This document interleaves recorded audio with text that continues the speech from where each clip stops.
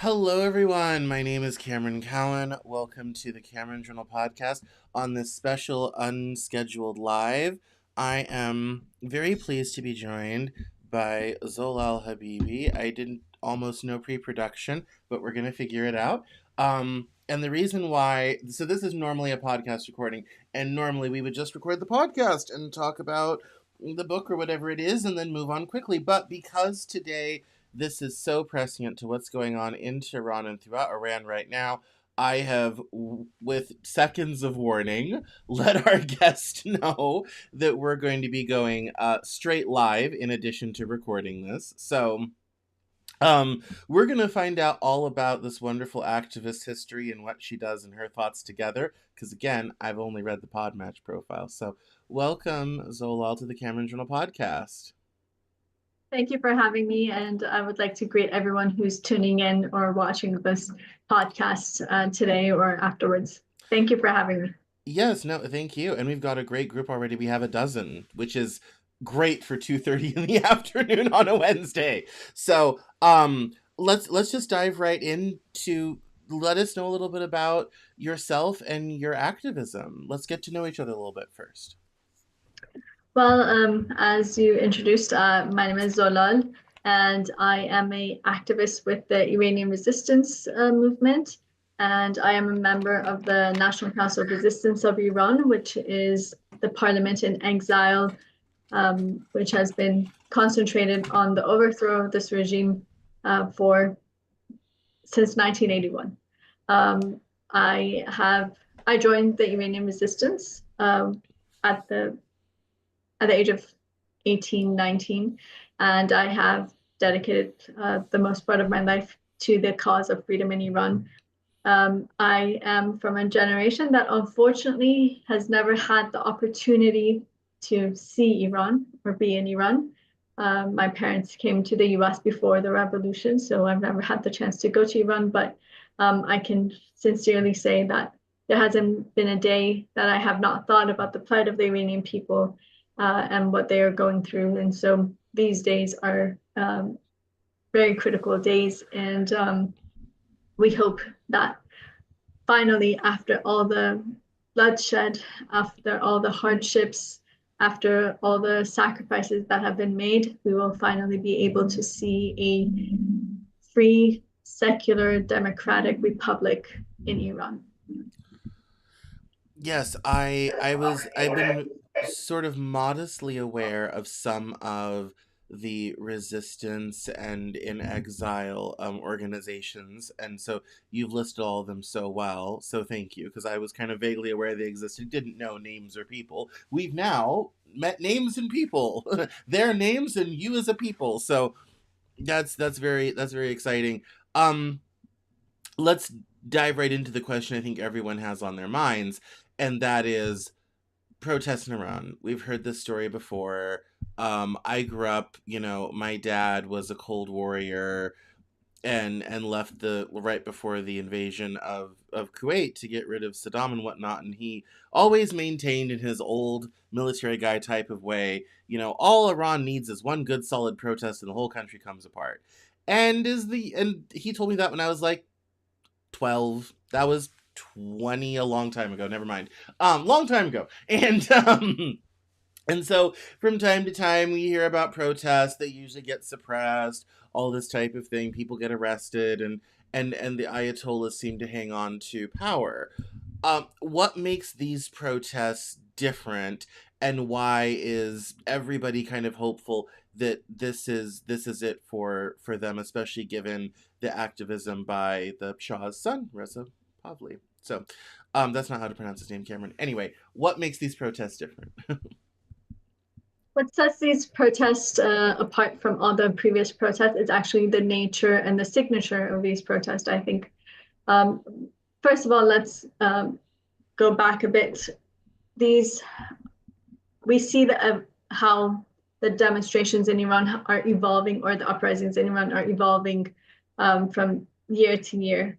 If you go back in 1981, which was the first major um, protest and uprising against Khomeini at the time, after the 1979 revolution, was June 20th, 1981, when a spontaneous, peaceful protest of 500,000 people in Tehran supporting the People's Mujahideen Organization of Iran was attacked. Khomeini ordered uh, for its Revolutionary Guards and to actually open fire on the peaceful protesters. And that is when the resistance went underground in Iran.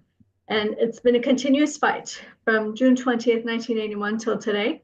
But if you see, like, for instance, then there was the 1999 student uprisings, then 2009, then 2017, 19, 22, and now today. Each time it has evolved in its methods, in its growth, and how extensive it has been, and also in its slogans and its demands.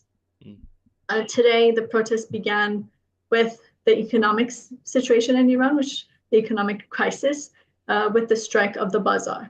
You have to understand the importance of the bazaar.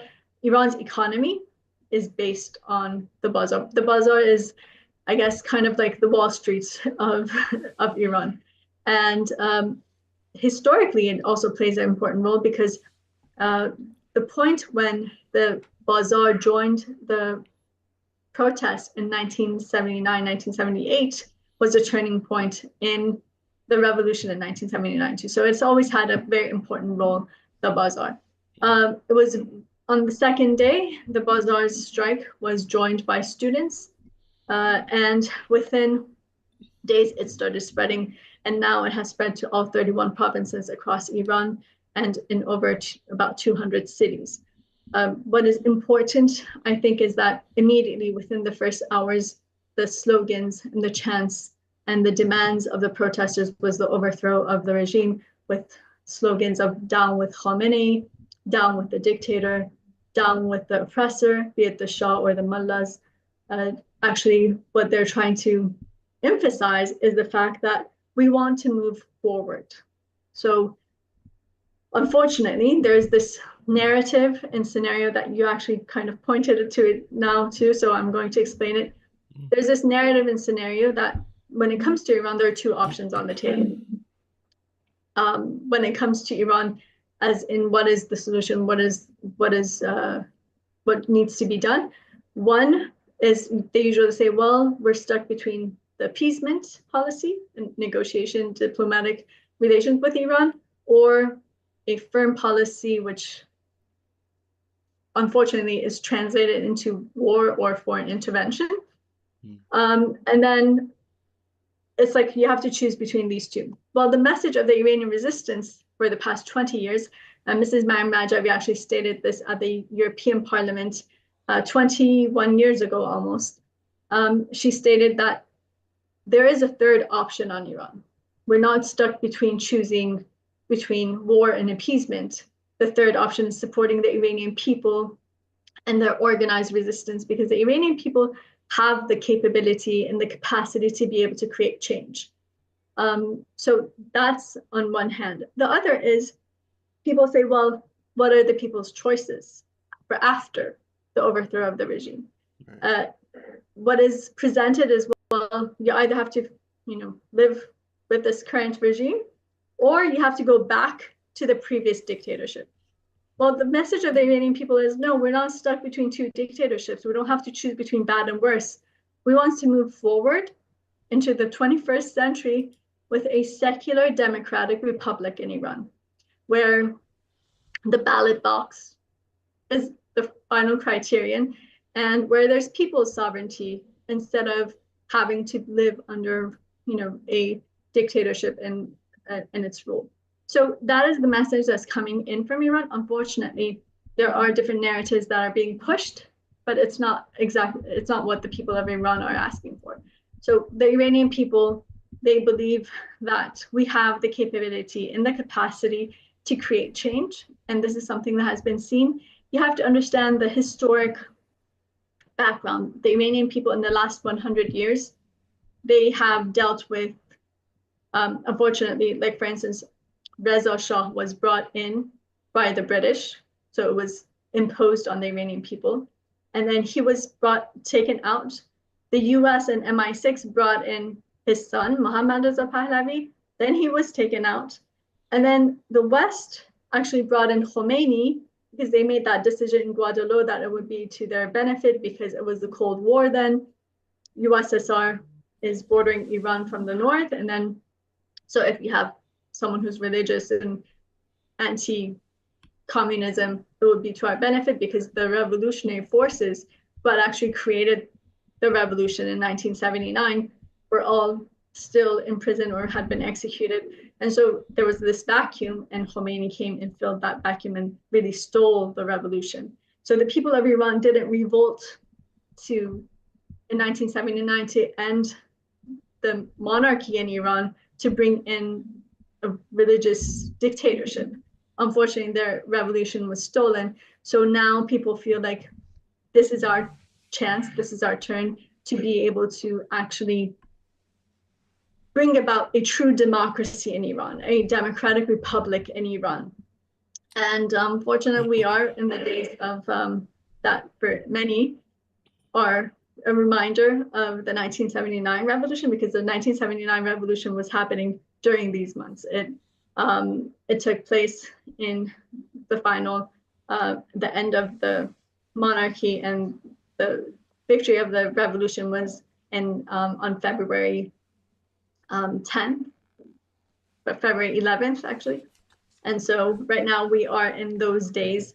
The last set of political prisoners had been released on January 20th that year. So there's a lot of, that resemblance, and that's something that Iranians, it means a great deal to them. So right now the message on the ground is we want to see the overthrow of this regime. They are asking for international help, and that means first recognize our right to resist and to fight back with the mullahs. Two is blacklist the IRGC. The US has done that, but like Europe, UK, they have not. So that is what they're requesting, because the IRGC is the force that is being funded and it's suppressing the people on the ground. The third is to hold the regime accountable for its crimes against humanity and its war crimes that it's committing right now on the streets in Iran.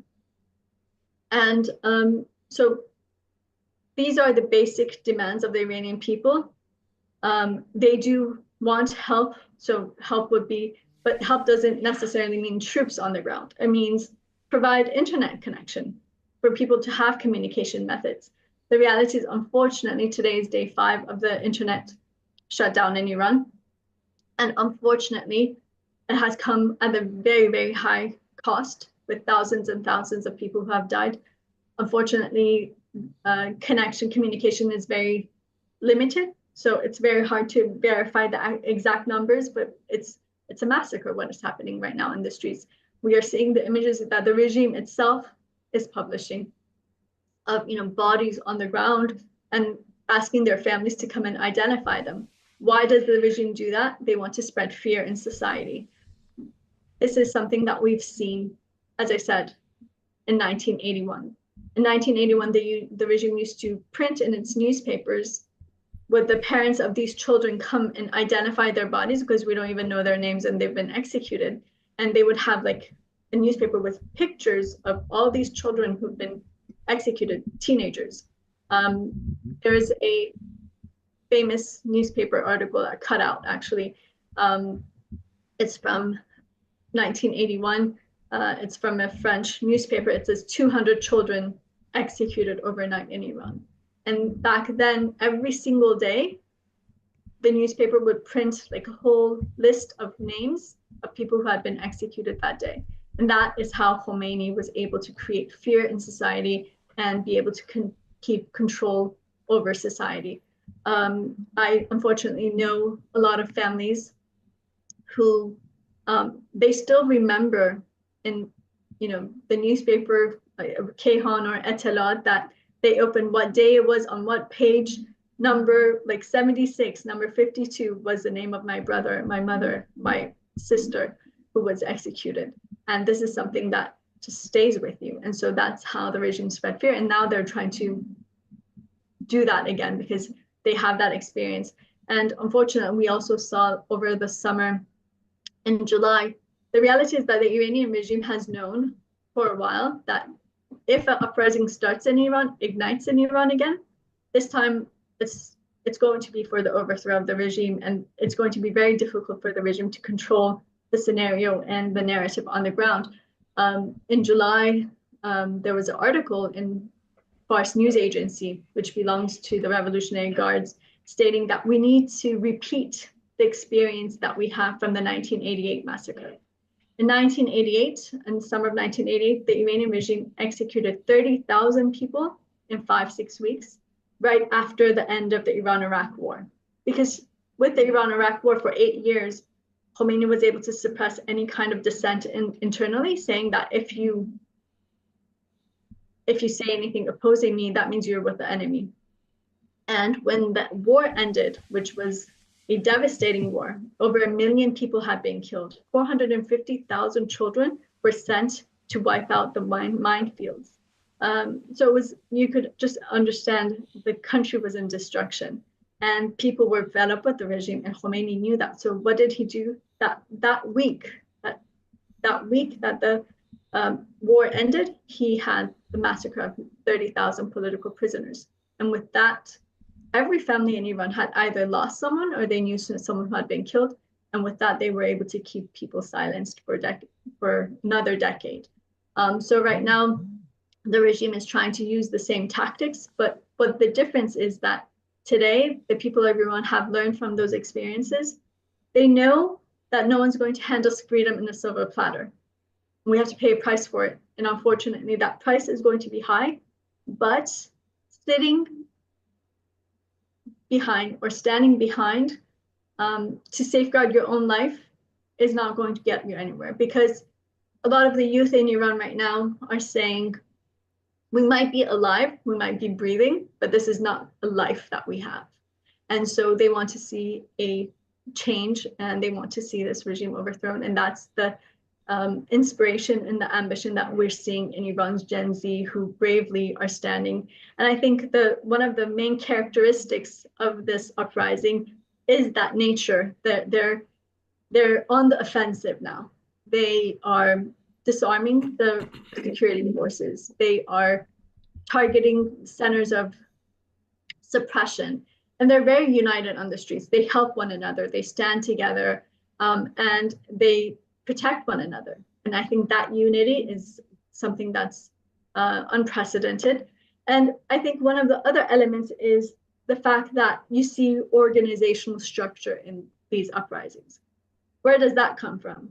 About 12 years ago, 13 years ago almost, the Iranian resistance announced a strategy. And that was the strategy of creating resistance units throughout Iran. The message was,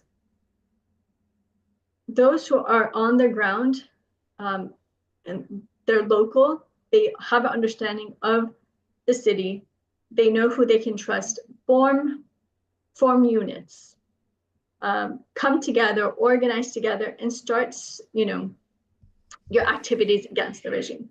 It started with writing, slogans on the wall, or keeping hope alive, keeping the hope alive, and targeting the Iranian regime, revealing the nature of the Iranian regime. And this has increased to a point that last year we had about the activities of the resistance units in the last year, so in the Persian year, which we're kind of at the end of it now, but in 2024 practically, we had over 40,000 activities carried out by resistance units throughout Iran, and they also targeted over 3,000 centers of oppression. That acted as a example for for society.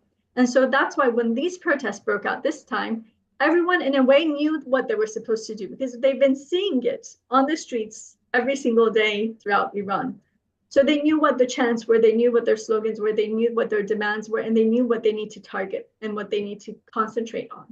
And so that I think is something that's unprecedented. And we saw, like, for instance, last week, in the province of Elam, even though it was the first province that the regime really cracked down on, the Iranian regime attacked the hospital, which is a war crime. But despite that, the people there were able to come together, organize, and we saw that in one night, two adjacent towns were liberated by the people. They were able to push out all the suppressive forces with their unity, with their organizational structure that they had created. So that is a new phenomenon that we're seeing on the ground right now in Iran, and that is what sets it apart from all the previous demonstrations. And I think that's what the regime fears the most, because the Iranian regime knows that because of Iran's geography, at the end of the day, the only thing that can really overthrow it is the people in masses. And for these people to turn to really these rebellious youth to turn to like the liberation army of Iran. And that is what it fears the most, because at the end of the day, because of Iran's geography and how extensive it is, troops on the ground or some kind of attack is not really going to lead to the overthrow of the regime. In fact, since it can't do that, the regime knows that this is key for them. That's why they've cut off the internet now, to be able to suppress with open hands, kill with open hands on the streets, because there's no one documenting it in a way. But we are receiving a lot of videos, footage coming in, very trickled through very difficult means, but we are receiving reports on daily basis. It might be with 1 day delay, but we are receiving the reports. And the one message that people are trying to give, especially in the last 24 hours, that phone lines in certain areas have been restored. We have been able to actually get this message. The only message they're trying to send out is that we are continuing. We have not stopped despite the bloodshed. And they want to give that message to the international community that we're still standing, we're still fighting. So please don't turn your eyes away from Iran. Concentrate on Iran and help us so we can create change. Well, take a breath. I had a whole bunch of questions, and you've answered Sorry. all of them. But let's just take a breath. Let's process all that together, shall we, everyone? Oh my goodness, this is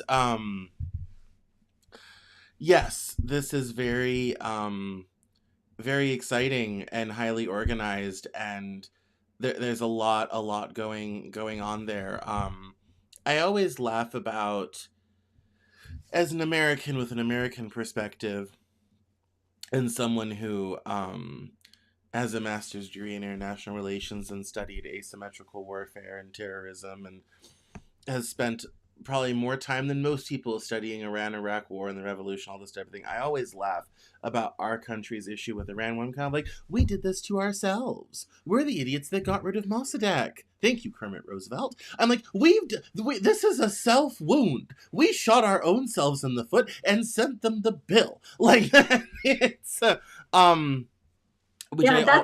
one of the reasons the Iranian people are very, the Iranian people, that's one of the reasons they say we need to be able to create that change ourselves, because we have the experience of Mossadegh. Dr. Mossadegh was the only democratic government Iran ever had, somewhat democratic at least. Yes. And just because he nationalized oil, he wasn't to the benefit of, unfortunately, Western powers. And so he was overthrown. And look where we are today. So that is the issue. It's honestly such a huge self-own. I know, because I follow a lot of, so let me just say, first of all, I'm very sad about the situation in Iran, because I don't know why, but for some reason, I have an affinity for this. Sounds so woo woo and dumb, but I have like a weird affinity. I've always wanted to go and check out Tehran, and I've always wanted to go and experience this sort of. I mean, it's one of the oldest civilizations in the world. It's like going to China, sort of thing. So I've always had a very particular affinity for that place. And I always kind of secretly hope one day a better government will come in and I'll get to cruise on over. Um, and That's always been my dream too, because as I said, I've never had the chance to actually go to Iran, but my family comes from Shiraz, which is like supposed to be this paradise that yes. unfortunately we've never had the chance to see. I remember from like childhood, that was like my wish on every birthday cake. My dad used to tell me, "We'll be in Iran in 6 months," and then my wish was in Iran, in a free Iran next year. But I think 2026 maybe is the final year that we will be able to make that dream come true. No, absolutely. I've always wanted to go. I've always wanted to check it out. I years ago, I do developmental editing for books, and among all of this, and years and years ago, I had edited a book for this man who was living in Germany, and it was about his childhood and escape from Iran and his experience in prison. He'd gotten arrested for soliciting prostitution. And I enjoyed a lot about that book, including the way he described this very classy sort of, you go to this lovely house where these ladies live, sort of. It was all, I'm kind of like very civilized. I enjoyed it, sort of thing. And I'd enjoyed that, and I'm just kind of like, I want to go to all these places. I don't need to necessarily be visiting the process or anything. I just want to go and see the architecture and meet people. One of my favorite actresses, Sheree Aghdashloo, is Iranian, and I've read all of her memoirs. There are two of them. I've read them both. So I've been stuck on this country for a while. It's a very weird thing. Um, but I do have kind of a bit of an odd question. I know it's a bit of a sticky point. I know that the Shah's not popular for a lot of reasons. The man used to have his lunch sent in by Concord. The people were starving. Like, I understand, like, there's a reason no one was sad to see him go. Not that I'm advocating for this, but is that in all the institutions that you have in your in your diaspora, is there any opportunity to leverage him now, like his son obviously, but his son, that institution, is there any way to leverage that as part of a transition stability, maybe take a page out of Britain's book, Constitutional Monarchy. You get to stand and wave flags. You're here to look good. Other people will deal with the governing, sort of thing. Like, is there any opportunity for that, or do we just need to be entirely rid of that conversation altogether and just move on to Republican, small R Republican, small D democracy? So. Well, actually, I think it's a really good question to ask, and it's necessary one to answer. So I'll be more than happy to answer this one because I was this just is something putting it that out comes there. from It the may heart. be helpful. I know No, no, nothing, I so think it's yeah. a very important question to ask. So this is the thing. Uh, the Iranian people had a revolution for a reason. It wasn't only the poverty, which same situation now. I mean, Right. the times are different, but back then people were suffering from poverty too. And back then people were suffering from this class difference that you saw in society. But that wasn't the only factor. One of the main factors was also the Savak, Mm. his The secret executions, police. the Yes, yes, yes. tortures. Right. Yeah. I was looking at a report from Amnesty International back in 1978. Iran was the number one country in executions. Today, Iran is number one country in execution. So during the Shah's time and the Mullah's time, unfortunately, they've held the record in this area. The level is not comparable, but things have also changed. So, I mean, the reality is that both were a dictatorship. Mm-hmm. Maybe one, we always say that unfortunately for the people of Iran, a regime came into power which was so brutal that it kind of whitewashed the crimes of the Shah, but it doesn't wash it away. Those happened. That was the Those are reality still of life. grieving families. Some people lost family I know members under people the who Shah. still have the scars of torture on their bodies. Aziz Rezai, an 82-year-old woman who three of her sons and one daughter was killed by the Shah.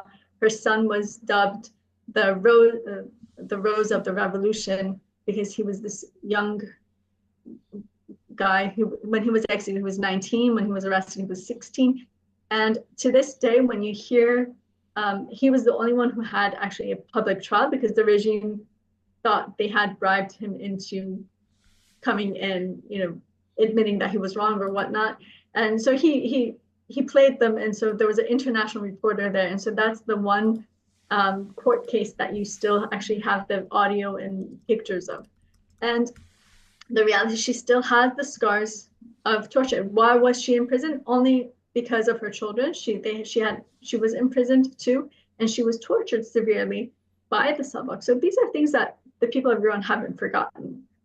Time does not wash away things or make you forget the realities of what happened during the Shah. The people had the pain that they came to the streets. It wasn't just because, we had it good and so let's take to the streets. That's not how it works. So there's that past, but you should judge each person by their own records and not like their family. Even though he is promoting a monarchy, which would be hereditary. But anyway, let's even put that aside.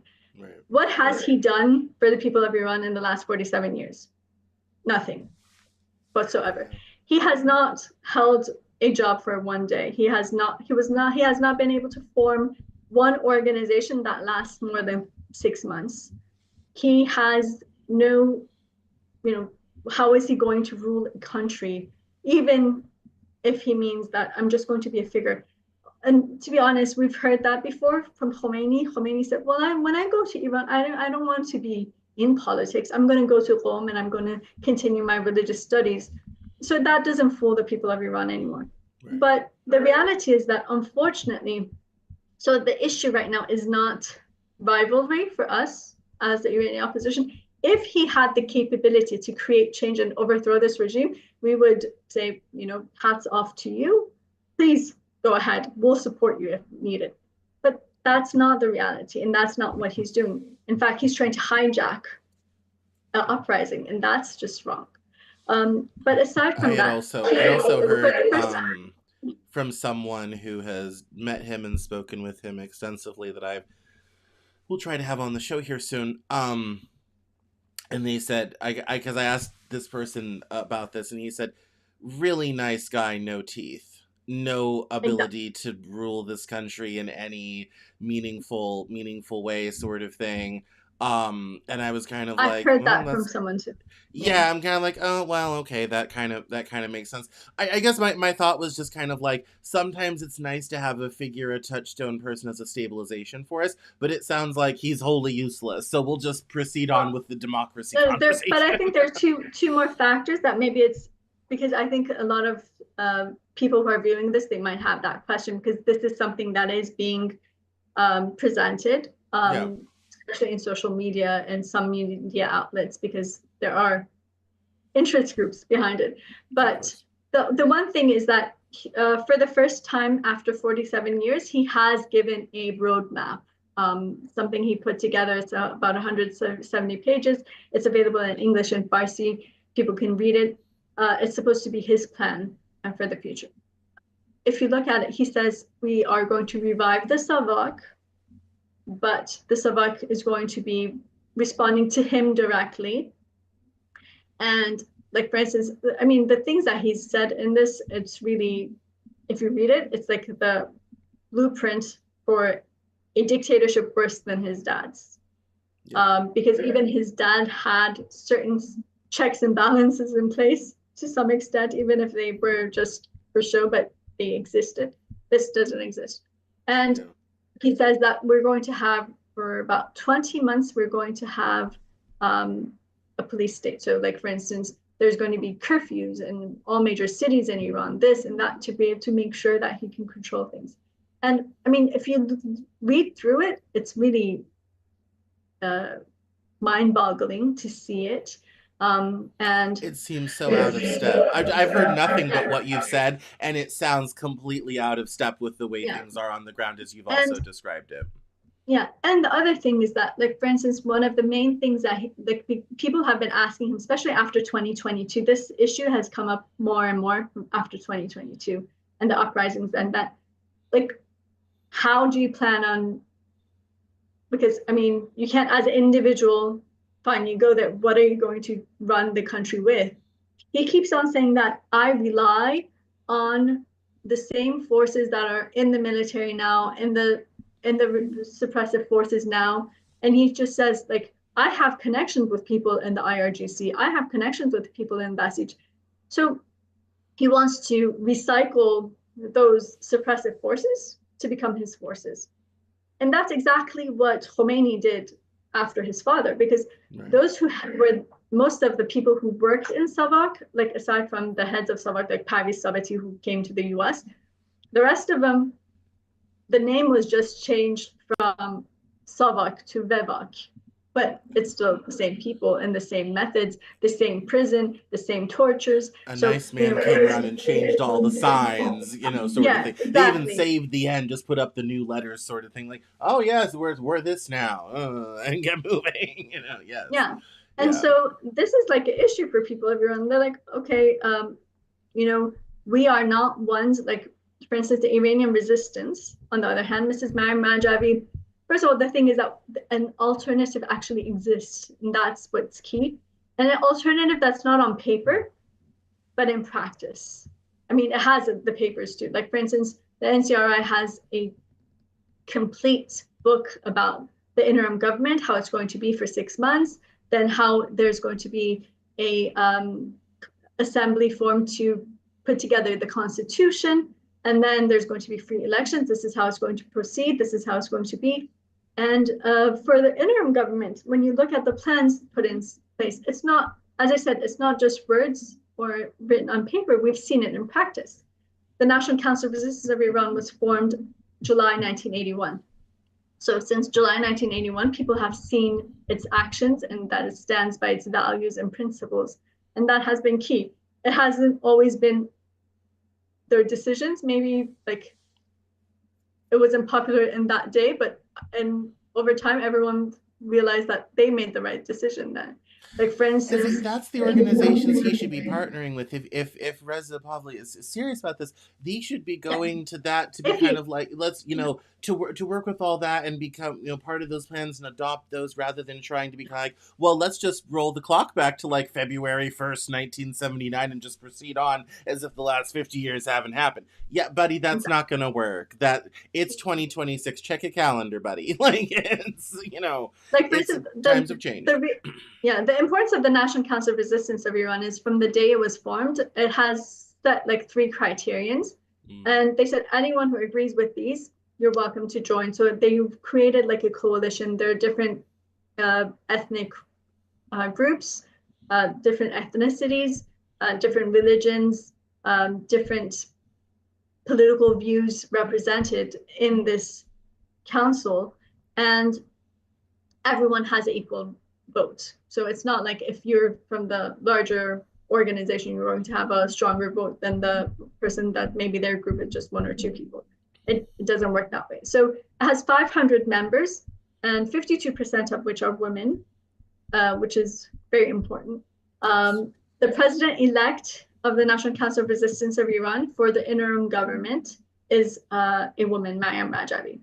And she has a 10-point plan for the future of Iran. The 10-point plan kind of acts as I guess it's the summary of that, all the plans of the NCRI for the future of Iran. But it also serves as like a roadmap. People call it, many lawmakers have called it Jeffersonian. It's like, for instance, number one is to have the ballot box be the final criterion for there to be like people's sovereignty in Iran. The second is, like, for instance, it's abolition of the death penalty and all forms of execution and torture, and abolition of all the suppressive forces and entities, because right now in Iran there are many of them, and so that's really important for people inside of Iran. One of the other things is in regards to women's equality and actually empowerment of women, which is one of the key platforms of Mrs. Rajavi. She has really, she's a trailblazer when it comes to women's rights. And uh, because, like, for instance, the entire leadership council of the MEK, which is like the main part organization member of the NCRI, are all women. She believes in women's empowerment because she believes that through women's empowerment and having women present in leadership, we can break those misogynist uh, structures in society. And it's really emancipating both for men and women. And because women have been suppressed systematically in Iran for so long, just imagine when that pressure is taken off, they have so much potential to jump. My So favorite protest was the men going around wearing headscarves to protest their mandatory wearing. I thought that was the best thing ever. yeah, To I turn the remember whole that for sure. Yeah, system on its head. No, I don't mean to be disrespectful because you're wearing a no, headscarf. no, I'm just that protest was, I thought, quite clever. yeah. Sort of thing. That was excellent. That was excellent. One of But the yeah, I'm sorry. Go Yeah, ahead. sorry, just the 10-point plan really quick. One of Mhm. the other points is like freedom of speech, freedom of political parties, freedom of assembly, freedom of the press and the internet, what we lack today. Commitment to individual and social freedoms and rights in accordance with the Universal Declaration of Human Rights. As I said, separation of church, religion, and state, and freedom of all religions and faiths, and those who might not have a faith, to respect their rights.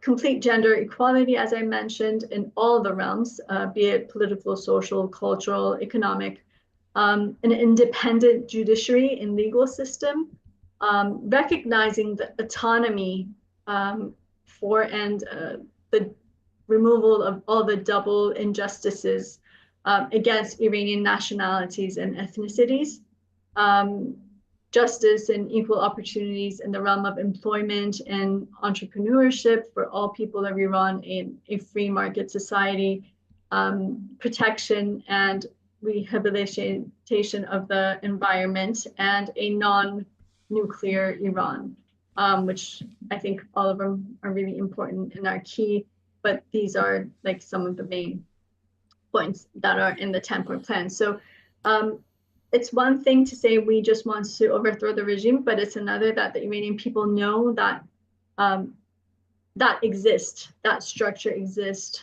this organized resistance exists, and there are people who have dedicated decades of their lives to freedom in Iran.